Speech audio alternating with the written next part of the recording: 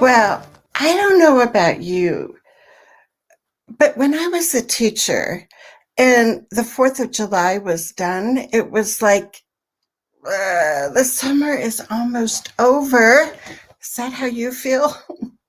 Well, there's still time to do some fun things that are non-school related. So tell me in the comments, what are you looking forward to doing this summer? Because we still have weeks of summer left. So is it a quick trip someplace? Are you looking forward to more family game nights?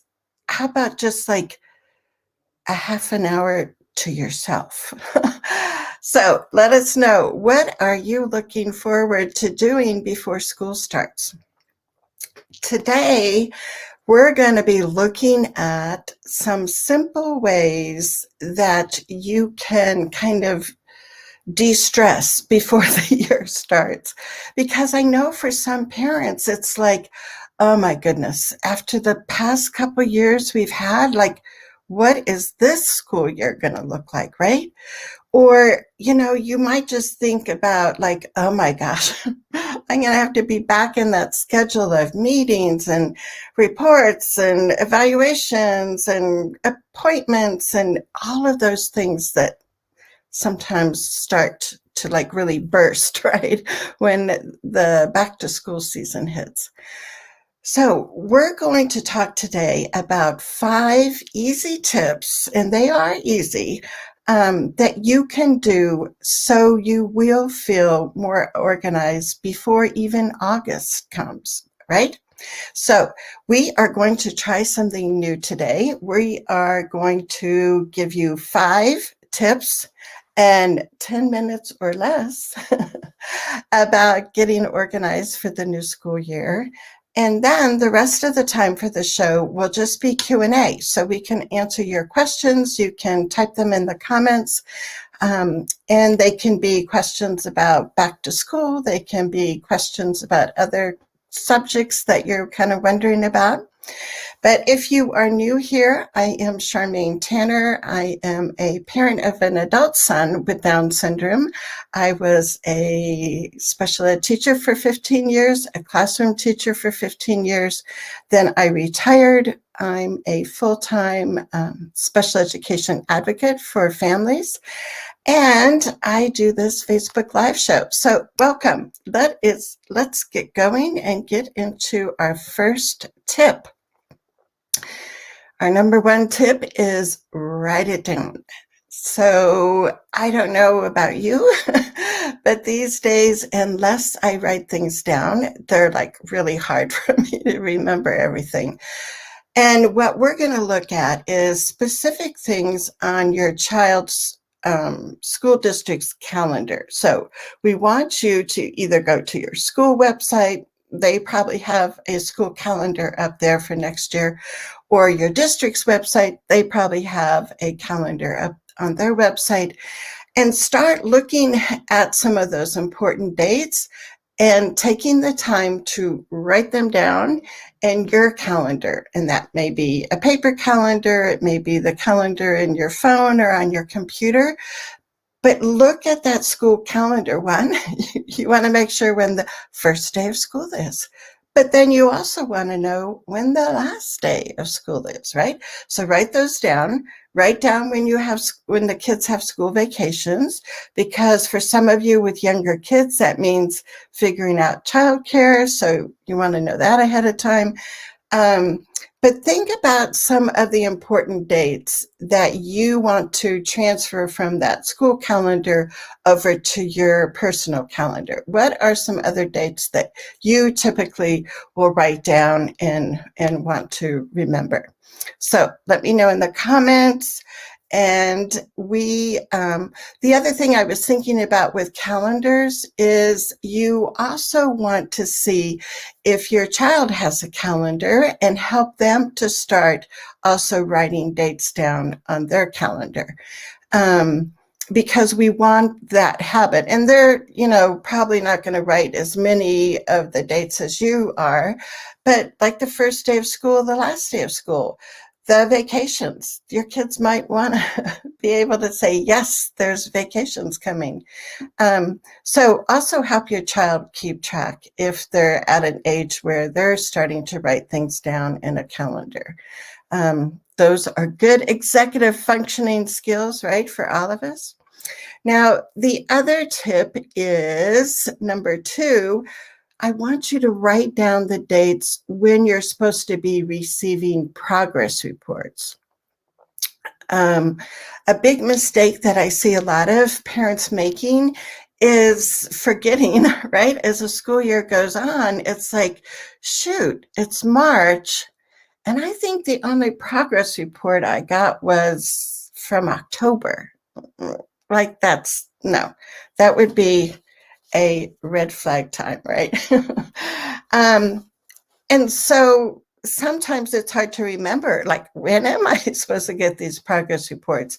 So for that information, you want to go to your child's IEP and look up, and depending on the form that your school district uses for IEPs, sometimes there's just a blanket statement before the goals that say progress reports will be sent home as frequently as report cards, or at the same time as report cards.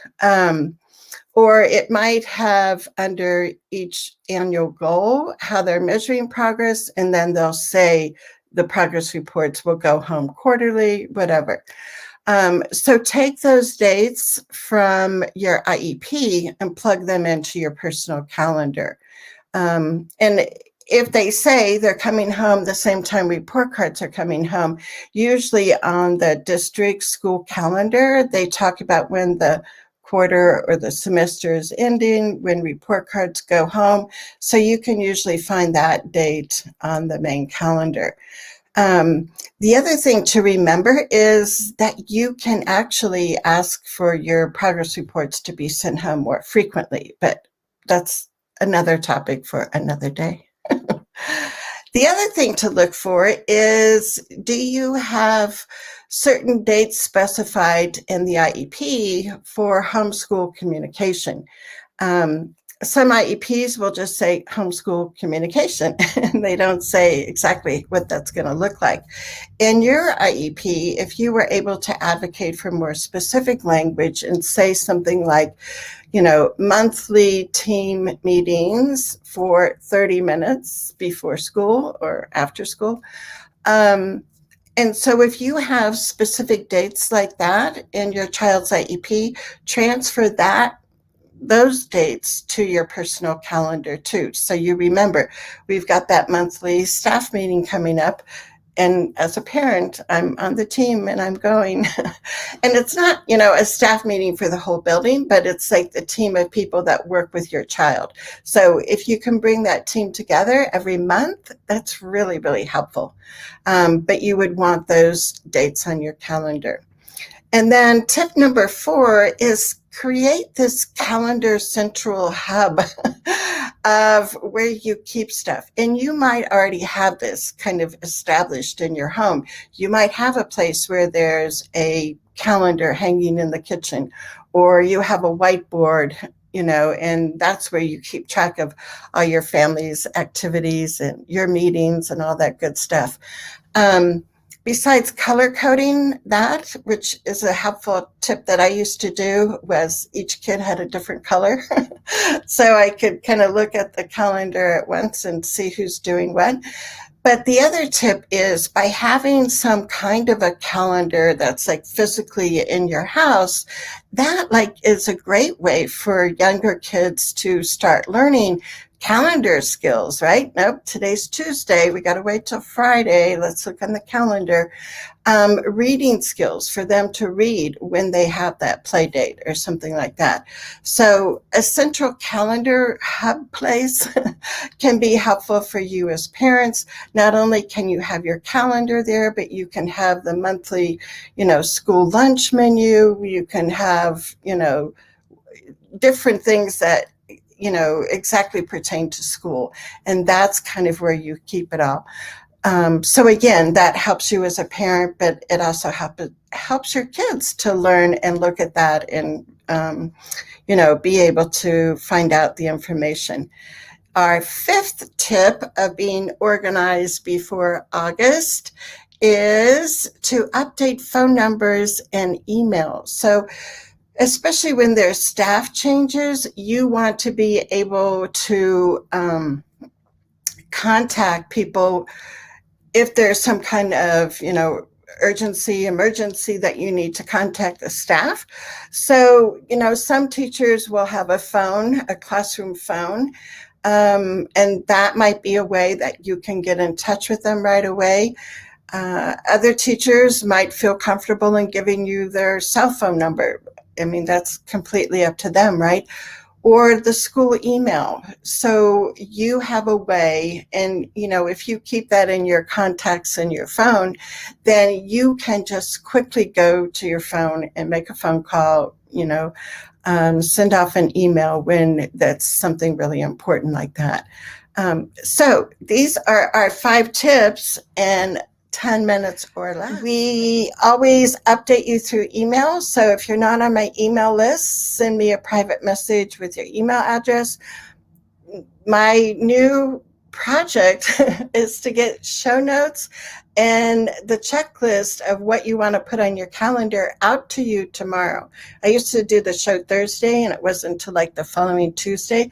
So I am like changing my game, and I'm going to try and get that done and send it to you tomorrow. So today's your day to let me know if you want to get that checklist of all the important dates to put on your calendar. Thank you for being here. It's always so fun to talk with you, and it's so fun to be able to get your ideas. So I appreciate that. And Lori says, I appreciate the info. I just learned that Ohio is a one-party state. Ta-da! Cool. MC says, thank you. She says, my garden is beautiful.